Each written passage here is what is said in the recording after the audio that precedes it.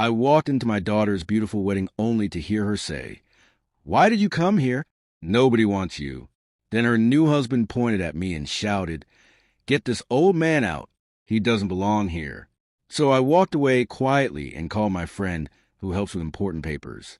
What happened after that was something nobody expected. Let me tell you the whole story.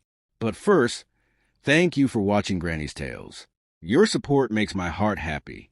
If you like our stories, please click the button to follow us. Tell us what city you live in down below. We love hearing from you. Today we want to say hello to Sarah from Michigan. We're so glad you enjoy our stories. Now, let me tell you what really happened. I never liked going to parties where I wasn't invited. Not birthday parties, not cookouts, not even family gatherings. But that day, I decided to go anyway. My daughter Emma had been married for 1 year, and they were having a big party to celebrate. Even though Emma and I hadn't talked much lately, I thought there would be a place for me there. Maybe not sitting at the fancy table, but somewhere in the back where I could watch her smile and remember that I was still her father. I put on my best shirt, the blue one she always said looked nice on me. I stopped at the flower shop and bought some pretty roses, just like the ones her grandmother loved. I thought maybe the flowers would help her remember the good times we had together. The party was at a fancy place with big windows and people in suits who took your car for you. It was the kind of place rich people go to show off, not have fun with family. As soon as I walked inside, people stared at me. The workers in their clean uniforms looked at me funny. The guests in their expensive clothes whispered to each other and looked away when I tried to smile. Nobody seemed happy to see me. I found the table with the guest book and saw their names written in gold letters. Emma and David's first anniversary celebration. There was a big picture of them from their wedding day nearby. Emma looked happy in the picture, but her eyes seemed sad to me. Maybe I was just seeing things that weren't there. I took the elevator up to where the party was. My hands were shaking and my heart was beating fast. When the doors opened, I saw beautiful lights hanging from the ceiling, people playing violins, and about 100 people who looked like they had lots of money. A waiter walked by carrying fancy food I couldn't even say the names of. I held my flowers tight and looked around for Emma. Then I saw her. Emma, my little girl, all grown up now, laughing with some man in a fancy suit. Her husband, David, was standing right next to her. He saw me first and poked Emma with his elbow. She turned around and our eyes met. For just a second, I thought maybe she would be happy to see me. But then she said the words that broke my heart. "Why did you come here?" she said in a cold voice that cut through the music like a knife. "Nobody wants you." Everyone around us got quiet. Some people turned to look at us. I stood there feeling like a little kid being yelled at in front of everyone. My heart was beating so loud, I could barely hear anything else. David stepped forward with a mean look on his face. "Security!" he yelled to a man in a black suit. "Get this old man out. He doesn't belong here." I didn't say anything back. I didn't ask them to let me stay. I just nodded slowly. My throat felt like it was on fire. I gave my flowers to the security man. He looked like he wanted to say something nice, but he didn't. He walked with me back to the elevator. As the doors closed, I saw Emma one last time. She had already turned away from me and was talking to other people like I was just some stranger who had crashed their party. Like I hadn't raised her by myself. Like I hadn't given up everything I ever wanted just to make sure she had a good life. The elevator took me down, and I walked to my car without saying a word. The man who brought my car back to me wouldn't look at me. I saw my flowers in the trash come by the front door, all crushed and broken. I sat in my car for a long time. The city lights looked blurry through my windshield because my eyes were full of tears. Something empty opened up inside my chest. It wasn't just sadness, but the terrible feeling of knowing that your own child doesn't think of you as her father anymore. Not really, not when it matters most. I had worked my whole life to give her everything she wanted. And now, the life I had given her had no room for me in it. I drove home without really thinking about where I was going. My hands held the steering wheel so tight they hurt. My phone rang once.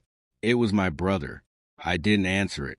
When I got to my house, I didn't take off my coat or get something to drink. I just sat down at my desk and called my friend who helps with important papers. Take him out of my will, I said when he answered the phone. I want it done right now. There was a long pause. Are you sure about this? He asked gently. I have never been more sure about anything in my whole life. I told him. He didn't ask more questions. He just said he would take care of it and hung up. Then I picked up my other phone, the one I use for business. I called the boss at a company called Northern Industries. It was the same company David worked for. He didn't know that I owned most of that company.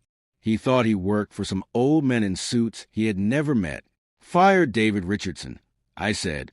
No extra money when he leaves. I'll sign whatever papers you need tonight. My voice didn't shake at all. It felt like I had been practicing those words my whole life. I looked out my window into the darkness. A heavy silence came over me like a warm blanket, final and complete. I didn't sleep that night. It wasn't the kind of not sleeping where you toss and turn. I just lay there like there was a ghost sitting in the corner of my room. I stayed on top of my bed covers, still wearing my good clothes, staring at the ceiling fan spinning slowly above me. The house was so quiet, and I realized it had been a long time since it really felt like a home.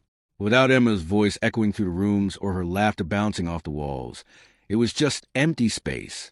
Too clean, too still, too lonely. When the sun started to come up, I had already taken a shower and gotten dressed.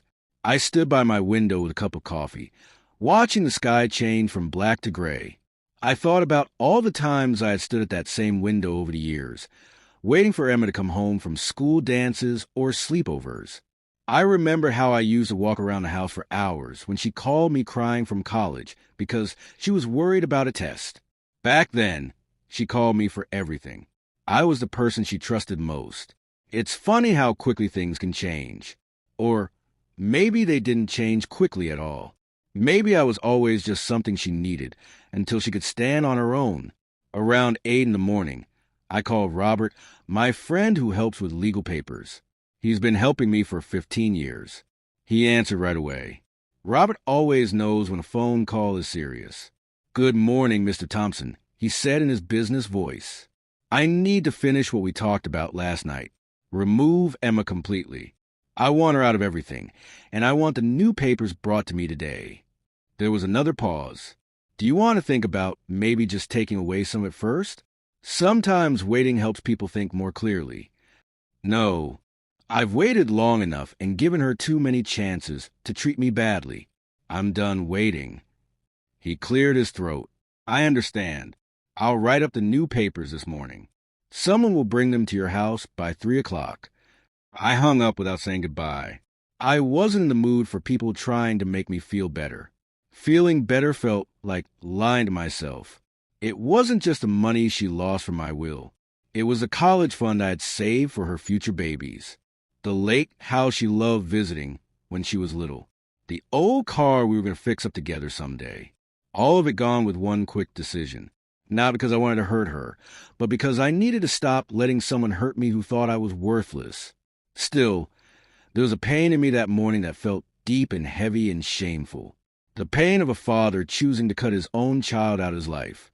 No amount of money or legal papers could make that kind of hurt go away. I kept thinking about whether Emma's mother would have done things differently if she were still alive. Maybe she would have been nicer about it, but she wasn't here anymore. Cancer had taken that choice away from both of us 3 years ago. I opened the drawer where I kept the original papers. There was a photo inside that I hadn't looked at in years. Emma on her 7th birthday, cake frosting on her cheek, sitting on my shoulders while we both smiled at the camera. Her tiny hands were holding onto my hair, and her eyes were so full of happiness that I had to look away. That photo didn't belong in this house anymore. I put it in an envelope and sealed it up. I didn't throw it in the trash. Not yet, but I also didn't put it back in the drawer. It went into the back of my filing cabinet behind old bills and tax papers. Hidden away, just like me apparently. By lunchtime, a delivery person came to my door. She was a young woman in a gray jacket with a friendly smile. She handed me the papers, not knowing how important they were. I sat down at my kitchen table, the same one where Emma used to do her homework when she was little and started signing my name. Each time I wrote my signature, it felt heavier than the last time. When I got to the final line that said name of person removed, Emma L. Thompson, my hand stopped for a second. Then I pressed down hard with my pen. Strong and final. She made her choice, and now I was making mine. Later that afternoon, I logged into the computer system for Northern Industries, the company where David worked. He had been there for 4 years, starting as someone who managed small projects and working his way up to a bigger job.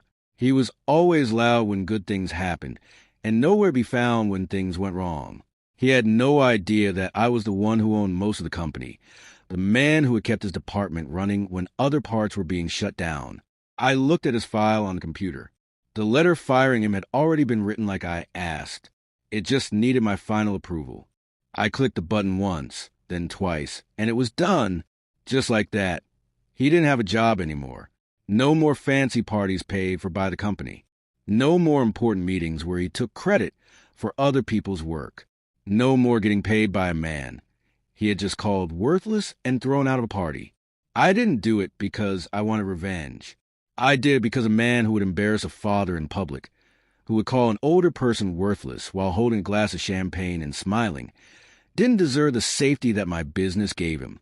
I was finishing my coffee in my office when my phone rang. The number wasn't one I knew. I almost didn't answer, but something told me I should.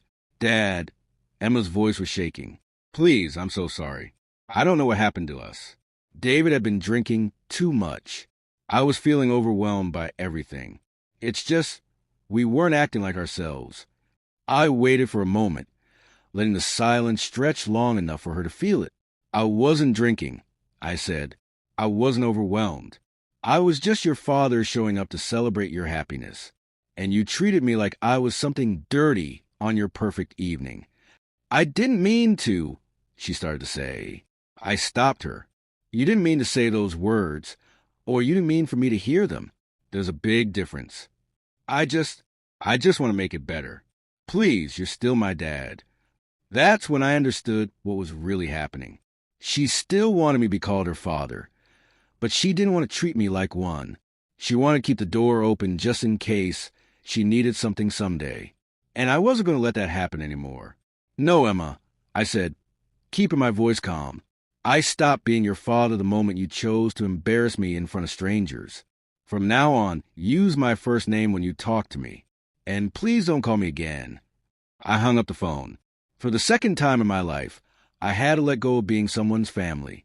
Monday morning came with a kind of quiet satisfaction I hadn't expected. There was no celebration, no party, just a message on my computer. David Richardson. Termination completed. It said in a short email from the company's people department. It was 10:07 in the morning when I opened the security camera footage from the company's main office building. I wasn't supposed to be able to see those videos, but when you're the man who pays for the system, rules become more flexible. There he was, David, walking into the building like he owned the place. Black suit, dark sunglasses, talking on his phone as he walked past the front desk without even nodding to the receptionist. He was always like that, even at family gatherings. Loud, charming to strangers, but rude to anyone who couldn't help him get ahead. That was his special skill, really. He made people feel small, so he could feel big. I watched as the woman at the front desk handed him the envelope. He looked confused at first, maybe even annoyed. Then he opened it and read it. I paused the video right at the moment when his smile disappeared completely. That jaw-dropping moment when understanding hits you like a punch to the stomach. The letter was short, cold, and final. No reason given. No second chance offered. Just a line at the bottom that said, termination effective immediately. Company property must be returned. Building access disabled. He said something to the receptionist. Probably something mean judging by the look on her face. But she didn't react. She just pointed to the elevator and went back to her work. A security guard stepped forward from down the hall, just in case David decided to make trouble. David hesitated for a second, then turned around and left. I closed the video. I didn't feel happy or excited about what I had done. I felt empty. Later that day, my phone rang again. I thought about not answering it, But curiosity always wins when the damage has already been done. "Hello, Mr. Thompson," said a woman's voice that sounded high and worried. "Yes. This is Jennifer, Emma's friend from college. We met a few years ago at her housewarming party. Listen, I'm calling because I think you should hear something." My stomach felt tight. "I'm listening." Emma left me a voice message Saturday night after the party. She had been drinking. She was laughing about something, and she said some things about you. I didn't want to tell you, but after everything that's happened, I think you deserve to know. "Send it to me," I said, my voice steady and calm. There was a pause. "Are you sure?" "Yes." A few minutes later, the message came to my phone. I waited before listening to it. I sat down in my chair and prepared myself. Then I pressed play. Emma's voice came through, drunk and giggling. "He actually showed up tonight. Can you believe that? With flowers like some sad old man who thought he still mattered to us." David almost couldn't control himself laughing. Oh my goodness, it was so funny. Honestly, I was this close to telling him he's just someone who gives us money when we need it, but David handled it perfectly. He told him off like a champion and had security throw him out. You should have seen the look on his face. So pathetic. The message ended. I sat in that chair for what felt like hours. My hand covered my mouth. I didn't cry. I didn't scream. I didn't even move. But something inside me, some thin, invisible thread that connected me to her, broke so cleanly that it made a sound in my chest like glass breaking under too much pressure. I had been holding on to some hope, however foolish, that maybe she felt bad about what happened, that maybe David was the one controlling everything, and she was just caught up in the moment. But hearing her voice, happy and cruel, destroyed that dream completely. She wasn't just going along with it. She was proud of humiliating me. I didn't want apologies anymore. Not from her, not from anyone. I didn't want explanations or people trying to fix things. I wanted quiet. I wanted space. For the first time in a long time, I wanted something just for me. I went out to my garage and found the box labeled Emma Childhood. Inside were art projects from first grade, dance shoes, report cards, and a rock covered in glitter that she had given me once with Best Dad written on it in marker. I didn't burn them. I'm not that mean. But I packed them away tighter and moved the box up to my attic. They were no longer part of my everyday life. Just another closed chapter in my story. The next day, I got a text message from my brother. "You fired David." Emma is devastated. "What the heck are you doing?" I didn't write back. Then came another message. "You're being cruel. He's going to be the father of your future grandchildren." And finally, "She's still your daughter." That last one really got to me. I typed a response, then deleted it. I typed again, then deleted that too. Finally, I wrote back, "She was my daughter. Now she's someone else's problem." And I meant every word. I didn't leave my house for 3 days after hearing that voice message. Not because I was hiding, but because I didn't trust myself to be around other people. Sadness has a way of turning even simple conversations into dangerous territory. The store clerk asks how your day is going, and you almost start crying. A neighbor waves hello, and you look away, afraid of what might come out of your mouth if someone asks, "How's your daughter doing?" On the 4th day, I needed fresh air. Real air, not the stale, recycled kind that moves through a quiet house where no one laughs anymore. I put on an old jacket and drove to a small park near the edge of town that I hadn't visited in years. It was a kind of place with a cracked walking path, a few forgotten benches, and a pond where children used to feed ducks. Emma used to love that pond when she was little. I sat on the bench farthest away from the few people jogging and walking their dogs. I needed to feel alone. I needed a place where the echoes of that voice message couldn't find me. "You look like a man who either just lost his job or buried someone close to him," a voice said suddenly. I turned around, surprised. A woman I saw remembered stood next to my bench holding a leash attached to a golden dog that looked way too happy for such a sad day. "Excuse me," I said. She smiled kindly. "Sorry, that sounded harsh. I'm Linda. I live in the small apartment above your garage. Remember? You let me rent it when my husband left me. You said something about fresh starts needing solid ground to stand on. I blinked, remembering. Linda, right? Yeah, I remember now. How's the new job going? Still terrible, she said, sitting down next to me without asking if it was okay. But I'm still here. You look like you're barely hanging on. I laughed, but it sounded bitter and sad. My daughter embarrassed me in front of 200 people, then laughed about it in a voice message. I took her out of my will and fired her husband. Now my whole family thinks I've lost my mind. Linda whistled softly. Well, darn, you weren't kidding around. I nodded, breathing out slowly. She used to be everything to me. My reason for getting up every morning after her mother died. It was just me and her. I built everything for her, and now I'm nothing to her. She made you feel like nothing, Linda said. There's a difference. Her words hit me like a weight I hadn't realized I was still carrying. She didn't try to make me feel better. She didn't say, maybe she didn't mean it, or family is family. She just looked at me like she could see the real me. I can't stop thinking about all the warning signs I ignored. I said, my voice getting quieter. The time she canceled our dinner plans at the last minute. The way she stopped calling on Father's Day. I told myself it was just life getting busy. But the truth is, she was pulling away from me, and I just kept pretending it didn't hurt. I kept telling myself things would get better. Linda leaned back, looking at the pond. We build these perfect pictures of our kids in our heads. Grateful, loving, grounded. But they're their own people, and sometimes they become strangers. Mean ones. People keep telling me I should forgive her, that I'll be sorry about this later.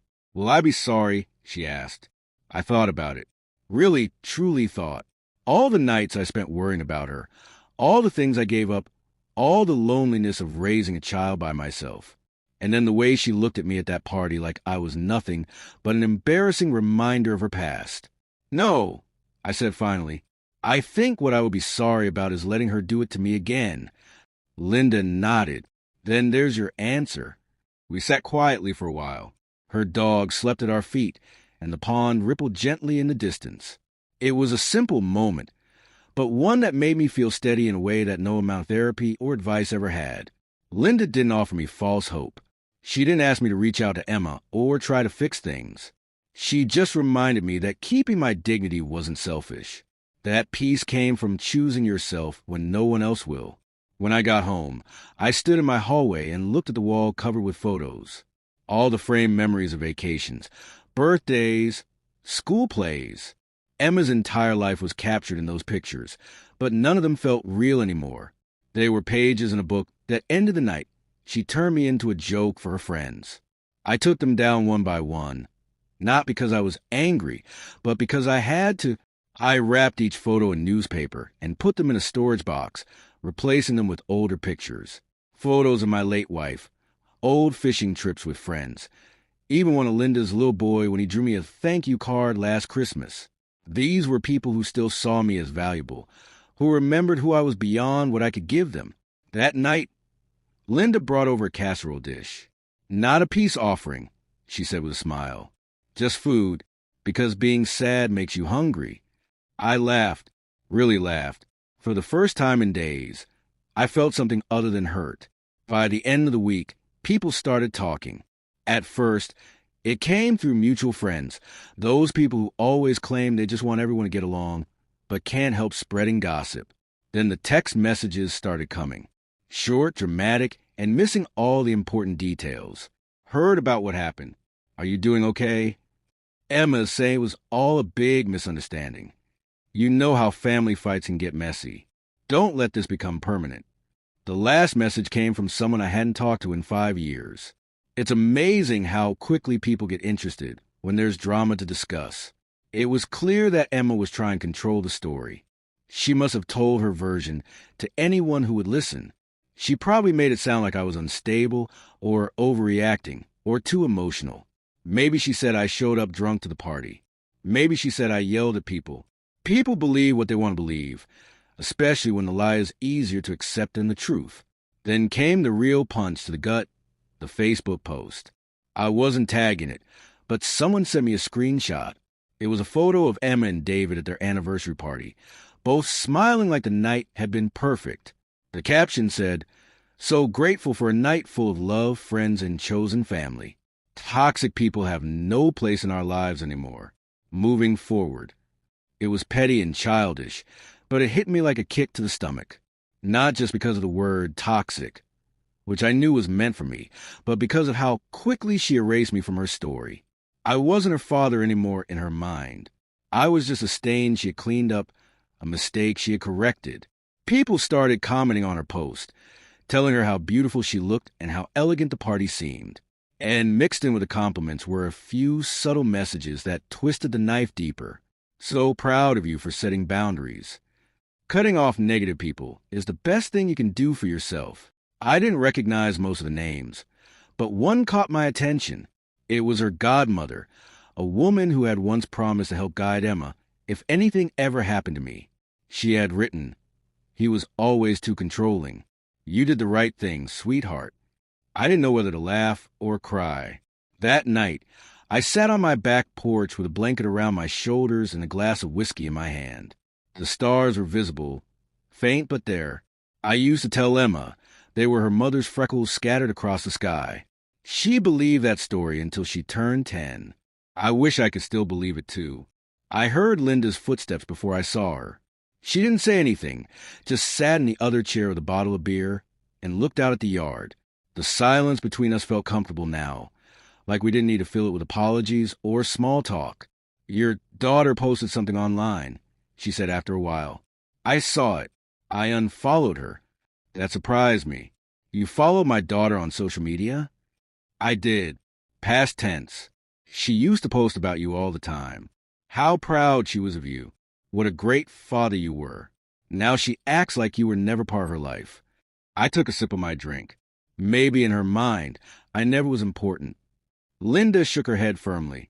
"Don't do that. Don't let her rewrite the history you worked so hard to build. You were there. You did everything for her. She just doesn't want to carry the weight of being grateful anymore." That sentence stuck with me like glue. I spent the next day cleaning out my office, but not the regular kind of cleaning where you throw away papers and vacuum the floor. This was emotional cleaning. I removed the last traces of Emma from that space. A framed newspaper article about her college graduation speech, a signed photo from her internship, even a sticky note she had left on my desk years ago that said, "Love you, Dad. Don't forget we're having lunch at noon." I took them all down, put them in a box, and labeled it Past Life. I replaced those old memories with new things that were small but meaningful. A framed quote that Linda had given me. "Family isn't who you're born to, it's who shows up when it matters." A photo of my wife when she was young. A picture that Linda's son had taken of us eating dinner in my backyard. And a wooden paperweight I had forgotten I owned that simply said, "Still here." But the drama wasn't finished with me yet. I got a call from an old friend, Mike Patterson, someone I used to do business with who liked to stay friends with everyone. "Look," he said, "I don't want to get in the middle of this family stuff, but David is telling people you had some kind of mental breakdown, that you're cutting your daughter off because she wouldn't lend you money." I laughed out loud. That's ridiculous. I'm the one who paid for their lifestyle for years. "I know that," Mike replied. I told him he was wrong. "But he's making you sound like a bitter old man who got jealous of their success." That hurt more than I expected it to. They had success because of me. I said quietly. I gave them everything, and they thanked me by humiliating me in public. "I believe you," Mike said, "but not everyone will." I hung up and sat in silence for a long time, not because I felt defeated, but because I finally understood something important. This was the price of choosing peace over drama. People would make up stories, misunderstand my choices, and judge me for them. But none of that mattered as long as I knew the truth about what really happened. And I didn't know the truth. I went out to my garden that evening and planted some herbs I had been meaning to grow for months. Basil, mint, and parsley. I used to joke that I had no patience for anything that didn't show results in less than a week. But now I want to build something slow, something that grew quietly underground until one day it simply bloomed. That's what healing felt like to me now. Not a big dramatic moment, just soil, water, and time. I used to believe that family was forever, that no matter what mistakes were made, no matter how hard things got, blood would always bring you back together. That's what I told myself every time Emma forgot my birthday. Every time she promised a visit and then canceled at the last minute. Every time she chose David's opinion over mine, even when he was clearly wrong. I called it being loyal. I called it being patient. What it really was fear. Fear of being alone. Fear of admitting that I had lost her long before that anniversary party. But pain doesn't lie to you. It doesn't dress itself up in pretty clothes or whisper sweet excuses. It crashes through your door, breaks all your furniture, and holds up a mirror to show you the mess. And what I saw in that mirror wasn't a bad father. It wasn't a bitter man. It was someone who had loved so completely, so blindly, that he never noticed how empty the chair across from him had become. 2 weeks had passed since I heard that voice message, and I hadn't heard from Emma again. No phone calls, no text messages, just silence. It should have hurt more than it did, but instead it felt like the sun finally coming up after a storm that you thought might never end. I didn't realize how loud her absence had been until I started living, without waiting for her to fill it. That morning, I made a pot of coffee and sat at my dining room table by myself. The newspaper sat folded in front of me, still unread. The steam from my coffee cup curled up into the air the way my wife used to say spirits moved through quiet rooms. I watched it swirl around, and I said out loud, for no one but myself, "I'm still here." The doorbell rang just as I took my first sip of coffee. I wasn't expecting anyone. I opened the door carefully. Emma stood there on my porch. She looked different somehow, less perfect, with puffy eyes like she hadn't been sleeping. No makeup, just a simple black coat and shaking hands wrapped around a small purse.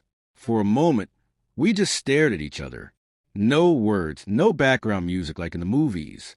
Just real air and real distance between us. "Dad," she whispered. "No," I said quietly. "Not anymore." She winced like I had slapped her. "Please, can I just talk to you? Can I explain what happened?" I stepped outside and closed the door behind me. "You had your chance to talk, Emma. You made your choice that night. Now I'm living with mine." She swallowed hard, and I could see her throat working. I was angry that night. I was feeling overwhelmed by everything. I didn't mean what I said. Any of it. What were you trying to protect David from? I asked. A father who brought flowers to his daughter's party? A man who paid for your wedding and helped with your house payments for the first 2 years? A man who built a company your husband bragged about working for? "I messed up," she whispered, and her voice was breaking. "You didn't just mess up," I corrected her. "You betrayed me. You laughed at me. You made me feel like I was something you were ashamed of. I don't need you to say you're sorry. I need you to understand that some bridges can't be built again once they're burned down." She shook her head, and tears started sliding down her face. "I've lost everything now." "No," I said, speaking more softly. "You lost me, and that's not nothing. That's what happens when you choose to be cruel instead of kind. When you choose silence when you could have spoken up for me." She looked down at the ground, defeated. "So this is it? This is the end.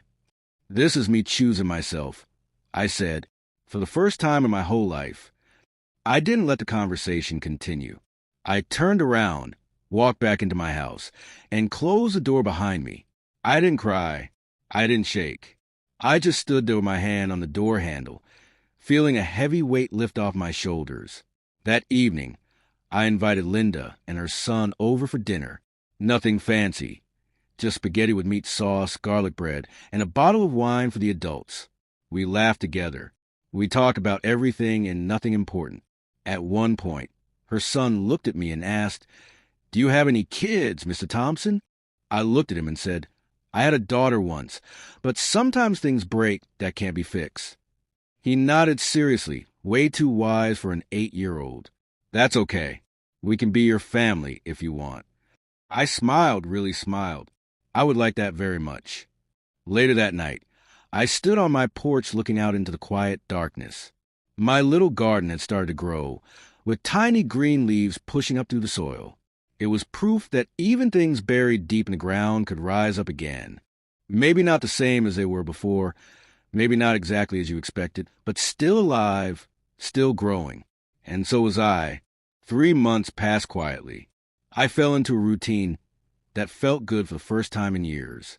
Morning coffee on the porch, tending to my garden, having dinner with Linda and her son twice a week. I started reading books again, something I hadn't done since Emma was little. I even joined a group of men my age who met at the library to talk about books and life. They didn't know about my drama with Emma, and that felt refreshing. I was just Robert to them, not the father whose daughter disowned him. One Tuesday morning, I was watering my herbs when Linda came over with her morning coffee. "You look different," she said, studying my face. "Different how?" "Lighter, like you're not carrying something heavy anymore." She was right. The constant ache in my chest had faded to something manageable. I still thought about Emma, but not with a desperate hope that things might change. I thought about her the way you think about a book you once loved but outgrew, with fondness for what it gave you, but no desire to read it again. "I think I'm learning to be happy with just myself," I told Linda. "That's the best kind of happiness," she said. "The kind that doesn't depend on other people." As I write this story, it's been 6 months since that anniversary party. Emma hasn't tried to contact me again. I heard through my brother that she and David moved to another state, probably to start fresh somewhere people don't know their story. I don't know if they're happy, and for the first time in my adult life, I realized I don't need to know. My garden is thriving now. The herbs smell wonderful when I brush against them. Linda's son helps me weed on weekends, and we talk about everything from baseball to why leaves change colors. If this story touched your heart, if you've ever had to walk away from family to protect your peace of mind, then share your thoughts in the comments below. Would you have done the same thing? Have you ever been called toxic for simply setting healthy boundaries? Tell us your story. And if you believe that self-respect sometimes means letting go of people who hurt you, make sure to subscribe to Granny's Tales for more powerful stories just like this one. Thank you for listening, and we'll see you in the next story.